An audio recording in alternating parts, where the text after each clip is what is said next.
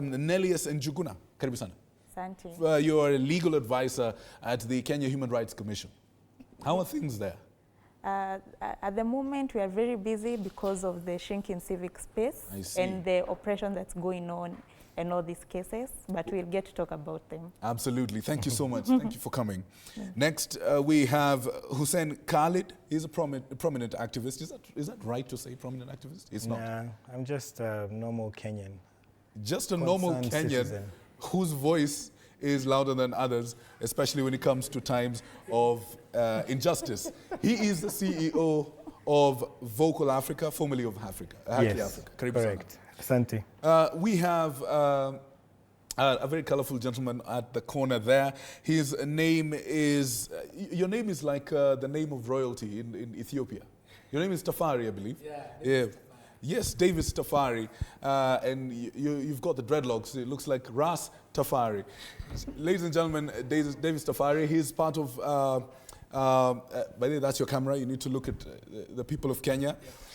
He is a creative director of something called the Social Justice Traveling Theatre. Yeah, for sure. Powerful things there. Yeah. Karibu sana. Thank you for your presence. Asante sana. And last but not least is Professor Fred Ogolla. Karibu sana. Thank you, my brother. You wear many hats. You wear none now, but I mean, you wear many hats. Governance expert, all-round troublemaker. Karibu sana. Mostly people's economist. The people's economist. Well, the People's Court welcomes the people's economist. And ladies and gentlemen, we have a large group of people, politically switched on, active, insightful, up-to-date, and vocal. Youth in the studio right now. Habari zenu? Karibuni sana. Right, now we've got a lot to talk about, and as always, we may not always have enough time to address what we're talking about. But I want to begin basically by asking some questions of the people that we have today. And let's start with our gentleman here from the Traveling Theatre. I want you to talk to me about what it means to dissent today, to you. What does that mean to you, dissenting? Yeah, for me, to dissent is to speak up, to be as an upright man, to speak up against any injustices that are happening in our country, to hold our leaders accountable, to demand for alternative political leadership, and also to demand for a leadership that is ready to uphold social justice and human rights. That for me is to dissent. All right. Professor Ogolla, what does dissent mean to you?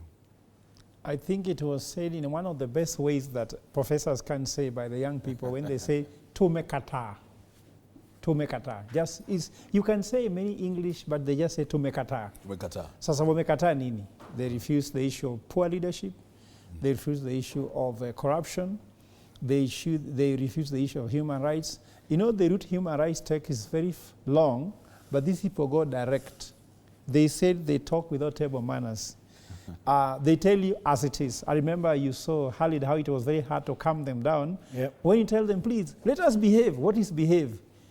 What is behave? You can't explain. So the dissent simply means that the mindset we've had, what we've held to be something that decorum, for them they just want the right thing. And they don't want to follow a process. And I think that's why we are going to discuss later.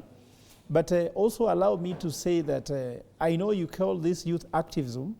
I would more or less call this thing as youth governance, because today we saw something remarkable. When we were pushing for the postmortem, when we said, let's do it 2 p.m., they said, no, now. Why not now?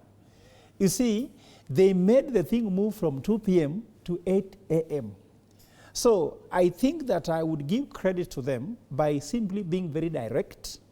And by changing mindset, I would call them a paradigm shift, if you like. All right. Thank you so much. Now, I want to ask this question of some of you.